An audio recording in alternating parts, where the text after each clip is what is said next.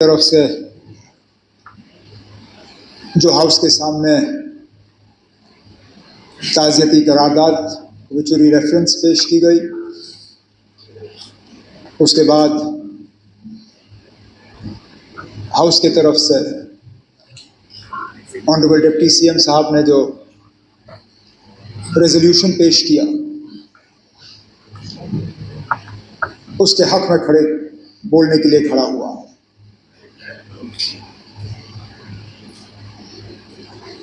अपनी जगह यकीन नहीं होता कि चंद ही दिन पहले हम इस हाउस में मौजूद थे। बजट पे, कई सारे और मुद्दों पे बहस चली। हाउस अडजर्न होते होते जब आप हमें चाय पिला रहे थे, तो हम अपनी जगह यह उम्मीद कर रहे थे कि इसके बाद श्रीनगर में दोबारा मिल बैठेंगे। तब किसने सोचा था कि जम्मू कश्मीर में ऐसे हालात बनेंगे कि हमें दोबारा यहां इस माहौल में मिलना पड़े। सबसे पहले तो मैं लेफ्टिनेंट गवर्नर साहब का शुक्रिया करूंगा कि काउंसिल ऑफ मिनिस्टर्स के मशवरे पे ये स्पेशल असेंबली सेशन बुलाया गया। हमने जब काउंसिल ऑफ मिनिस्टर्स में मीटिंग की, पहलगाम के हमले के बाद उसकी निंदा करने के लिए, उसकी मजम्मत करने के लिए और उन 26 लोगों के साथ हमदर्दी करने के लिए, उस वक्त ये तय हुआ कि हम ऑनरेबल लेफ्टिनेंट गवर्नर साहब से गुजारिश करेंगे कि वो एक दिन का सेशन बुलाएं। वो इसलिए कि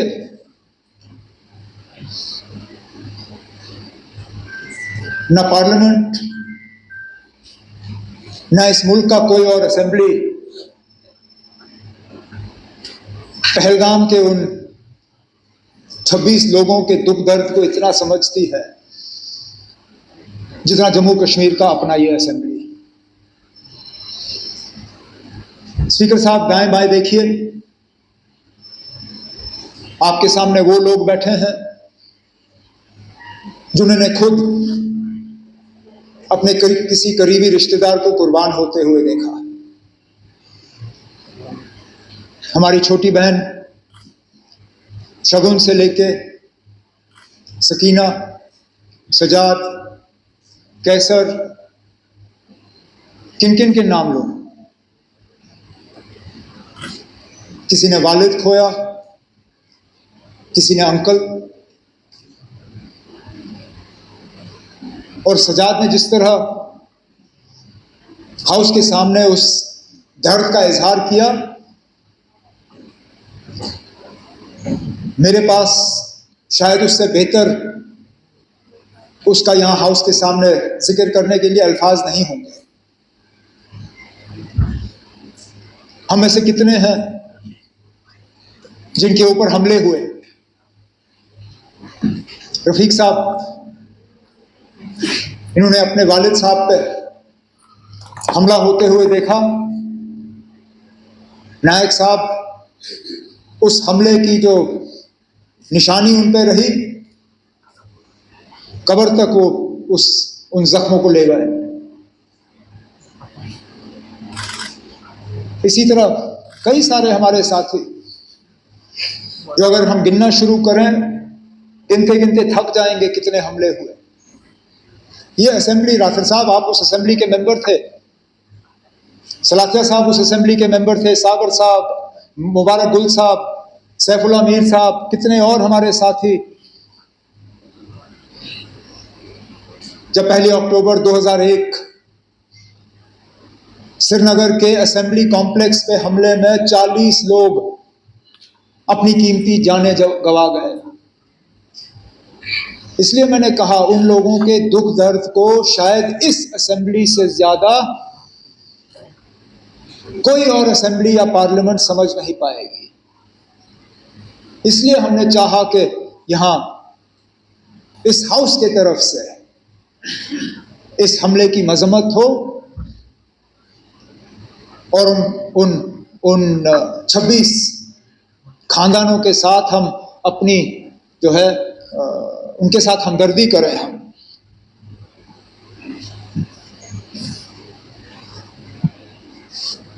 सही कहा सजाद ने, उनके नाम का जिक्र होना चाहिए।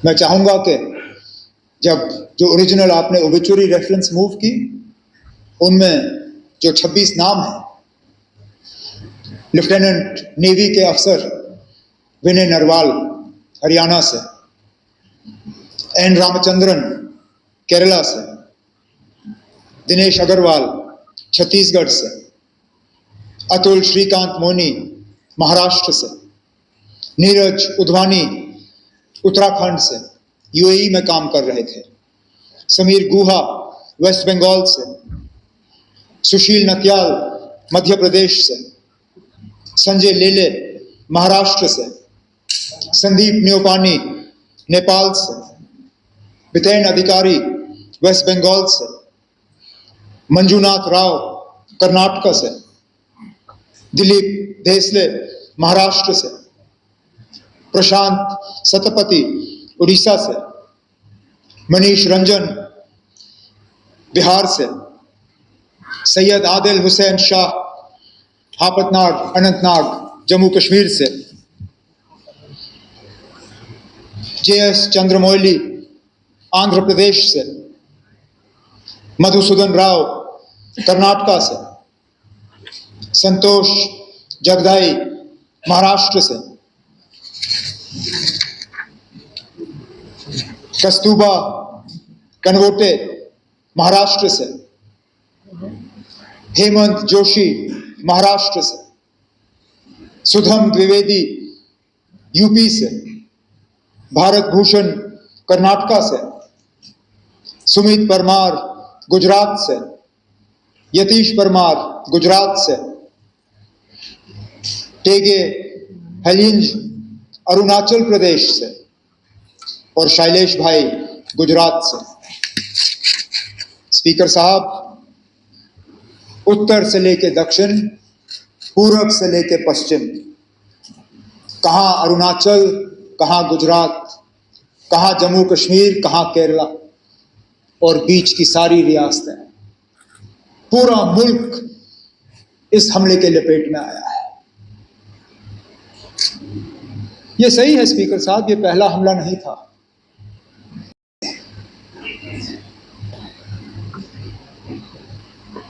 हमने अमरनाथ यात्रा के कैंप पे हमले होते हुए देखे, हमने डोडा के मुख्तलिफ गांवों पे हमले होते हुए देखे, हमने कश्मीरी पंडितों के बस्तियों पे हमले होते हुए देखे, हमने सरदारों के बस्तियों पे हमले होते हुए देखे। लेकिन एक बीच का ऐसा वक्त आया था, ये 22 रन का हमला 21 साल के बाद इतना बड़ा हमला हुआ है सिविलियन। हमें लग रहा था कि ये हमले जो है ये अब हमारे माजी का एक हिस्सा है, they're part of our past. ये हमारे आज की कहानी नहीं है, ये हमारा मुस्तकबिल नहीं है। लेकिन बदकिस्मती से 22 रन ने दोबारा वो हालात यहां पैदा किए, जबकि हमें लगता है कि पता नहीं अगला हमला कहां पे होगा।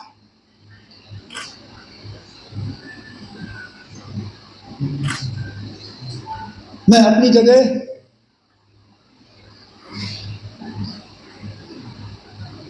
क्योंकि उस दिन लीडर ऑफ द ऑपोजिशन के साथ मैं भी पुलिस कंट्रोल रूम पे मौजूद था जब हमने 26 लोगों को वहां पे श्रद्धांजलि पेश की।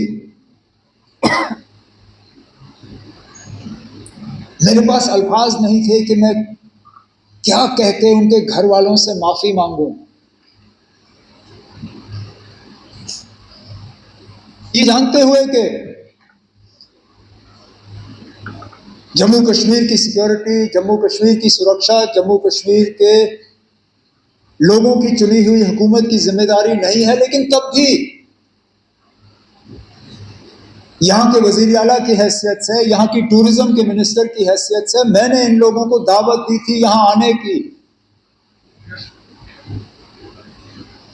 मेजबान होते हुए मेरी जिम्मेदारी थी कि सही सलामत मैं इन्हें यहां से वापस भेजूं, नहीं भेज पाया।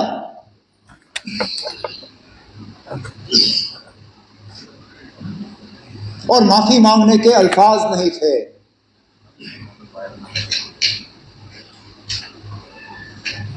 क्या कहता हूं उनको, उन छोटे बच्चों को जिन्होंने अपने वालिद को खून में लपेटा हुआ देखा, उस नेवी अफसर की विधवा को जिनको शादी हुए ही चंद दिन हुए थे,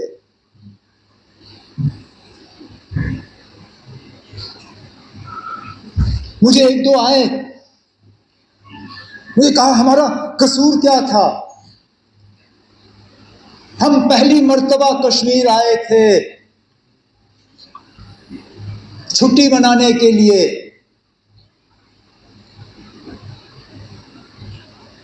और इस छुट्टी का जिंदगी भर अब हमें खमियाजा भुगतना पड़ेगा।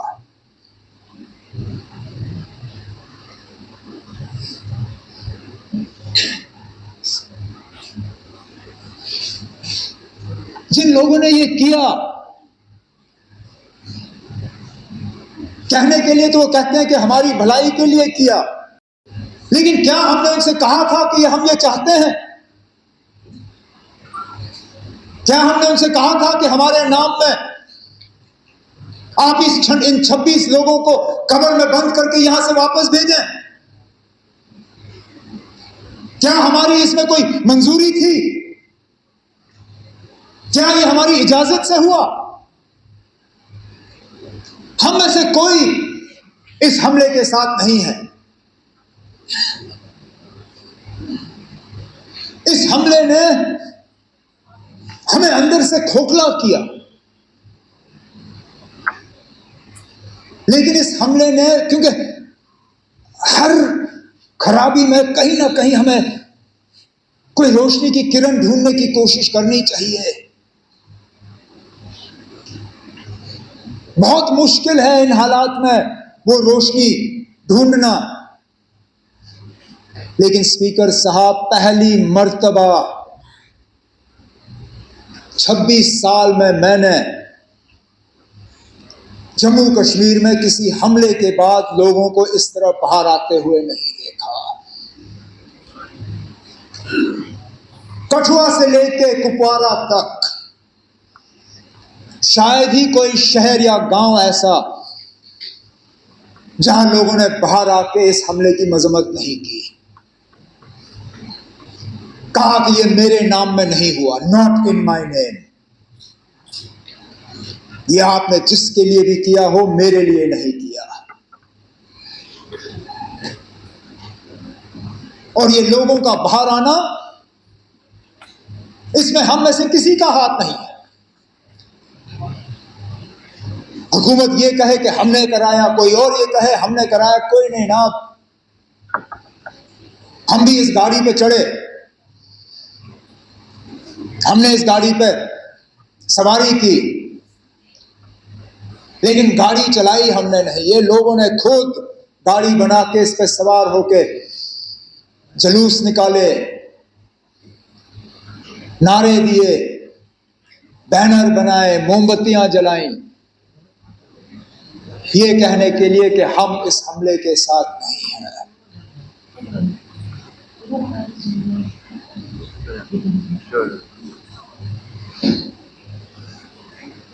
मिलिटेंसी, टेरर, दहशत, आतंकवाद,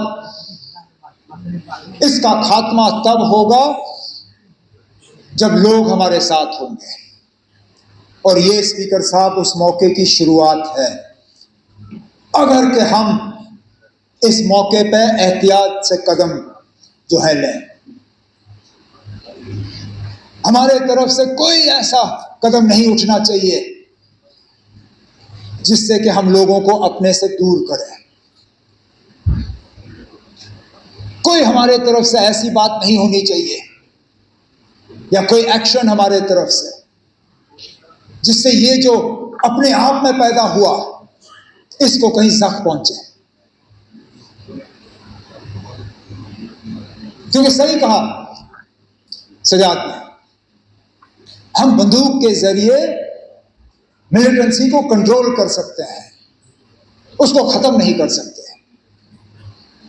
खत्म तब होगा जब लोग हमारे साथ होंगे, और आज लगता है कि लोग अब वहां तक पहुंच रहे हैं।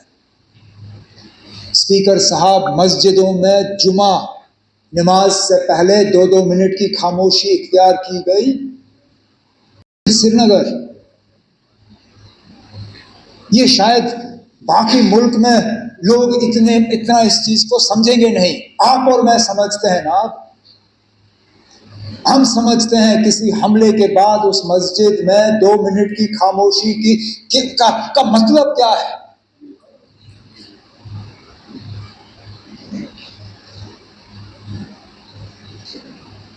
तो मेरी तो सिर्फ यही कोशिश रहेगी कि इस सिलसिले को हम बनाएं, बढ़ाएं, घटाएं नहीं, कम ना करें।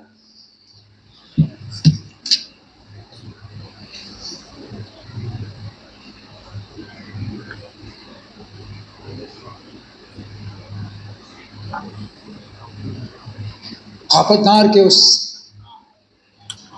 नौजवान आदिल के बारे में क्या कहें। अरे ना, जान की परवाह सबको होती है, लेकिन अपनी जान की फिक्र ना करते हुए टूरिस्टों को, अपने मेहमानों को बचाने के लिए वो अपनी जान की कुर्बानी दे गया। भागता तो कौन उसको कुछ कहता। भागने के बजाय खतरे की तरफ गया। इस तरह के और मिसाल हैं जिनके बारे में आज हम सुनना शुरू कर रहे हैं। जो टूरिस्ट वहां से निकले, उन्होंने अब जिक्र करना शुरू किया। किसी एक ने वहां लोकल पोनी वाले को कहा कि मेरी बीवी और बच्चे को ले जाओ, इनको बचाओ, मुझे यहां छोड़ दो। फिर उसने कहा, मैं ना आपकी बीवी को कुछ होने दूंगा, ना आपके बच्चे को कुछ होने दूंगा, ना आपको कुछ होने दूंगा। इनको कुछ होने से पहले इनको मेरे ऊपर से गुजरना होगा। और छुपा के उनको सलामत रखा। जख्मियों को अपने कंधों पे पहाड़ से नीचे उतार के अस्पताल, एम्बुलेंस तक पहुंचाया।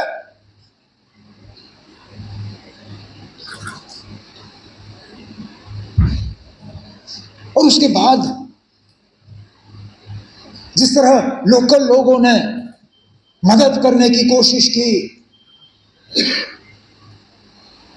गरीब वो शिकारा वाला जो डल लेक पे फल बेचता है, उसने अपनी किश्ती पे एक छोटा सा बोर्ड लगाया, टूरिस्टों के लिए मुफ्त फ्रूट चाट। अरे ना, वो दिन के 200-300 रुपए कमाने वाला,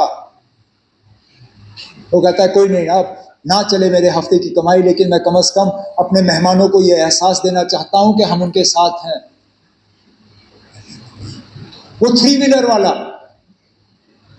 से टूरिस्टों को कहा कि अगर आपको हवाई अड्डा पहुंचना है, मैं मुफ्त आपको हवाई अड्डा पहुंचा दूंगा। इसी तरह के टैक्सी वाले, होटल वालों ने अपने कमरे खोले और कहा आप यहां रहिए। जिन्होंने गुलमर्ग छोड़ के, पहलगाम छोड़ के, सोनमर्ग छोड़ के श्रीनगर भाग के आए, जिनके पास रहने की जगह नहीं थी, होटल वालों ने उनको कहा कि हम आपसे पैसा नहीं लेंगे, आप रहिए यहां पे।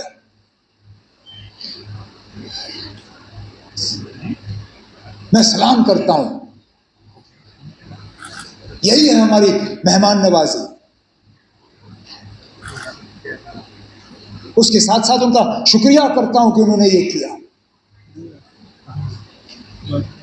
जम्मू कश्मीर के बाहर हमारे कुछ स्टूडेंट्स, हमारे कुछ रहने वालों को कुछ जगहों पे तकलीफ हुई, उससे कौन इनकार कर सकता है।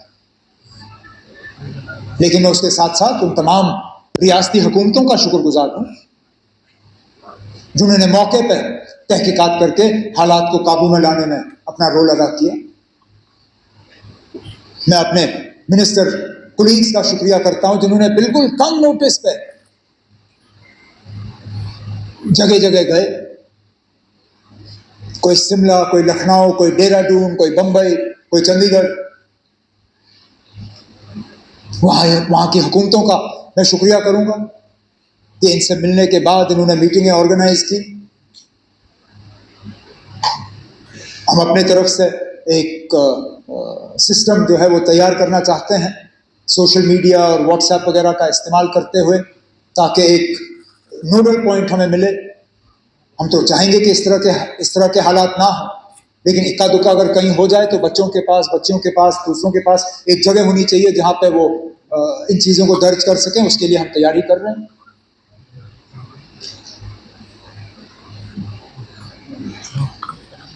बदकिस्मती से सोशल मीडिया में जहां 90% खबरें जो है वो सही होती हैं, 10% वो भी लोग हैं जो झूठी खबर फैलाने की कोशिश करते हैं। मैं उन्हें कहना चाहता हूं कि अपनी हरकतों से बाज आओ। जब ये लोग झूठी खबरें फैलाते हैं तो जिन पे असली ये मुश्किल का जो इनको सामना करना पड़ता है, उनको भी फिर जो है इस झूठी खबर का खमियाजा भुगतना पड़ता है। तो हम इन झूठी खबरों को बर्दाश्त नहीं करेंगे, ये मैं उनको वार्न करना चाहता हूं।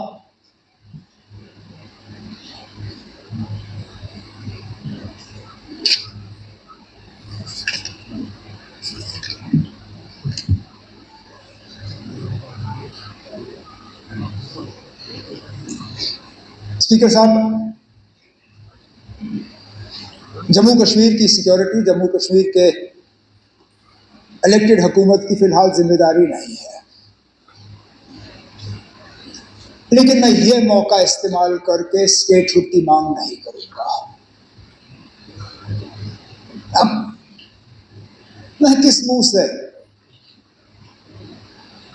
इस पहलगाम के वाक़े को इस्तेमाल करके मरकज से कहूं कि अब मुझे स्टेटहुड दो। मेरी क्या इतनी सस्ती सियासत है? मुझे क्या इन 26 लोगों के मरने की इतनी कम कदर है कि मैं अब मरकज से जाके कहूंगा ना, अब चलो 26 लोग मर गए, अब मुझे स्टेटहुड दे दो। स्टेटहुड की बात हमने पहले भी की, आगे भी करेंगे, लेकिन लानत हो मुझ पे अगर मैं आज ये कह के मरकज के पास जाऊं कि ना अब 26 मर गए, अब दे दो।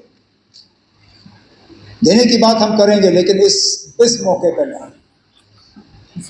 इस मौके पर ना कोई सियासत, ना कोई बिजनेस रूल्स, ना कोई स्टेटहुड, ना कुछ और। एक ही चीज ना, इस हमले की कड़ी निंदा और उन 26 लोगों के साथ दिल की गहराइयों से हमदर्दी और ताज़ियत, और कुछ नहीं ना। आज नहीं, टेबल हम किसी और मौके पे थपथपाएंगे, आज नहीं। तो स्पीकर साहब, मैं अपनी बात को इसी चीज पे खत्म करते हुए इस हाउस के तमाम मेंबरों से गुजारिश करूंगा कि जो रेजोल्यूशन डिप्टी सीएम साहब के तरफ से हाउस के सामने पेश की गई है, आप इसको सामने रखें और मैं उम्मीद करूंगा कि यूनानिमसली इसको पास करके हम मुल्क के सामने रखें। बहुत बहुत शुक्रिया।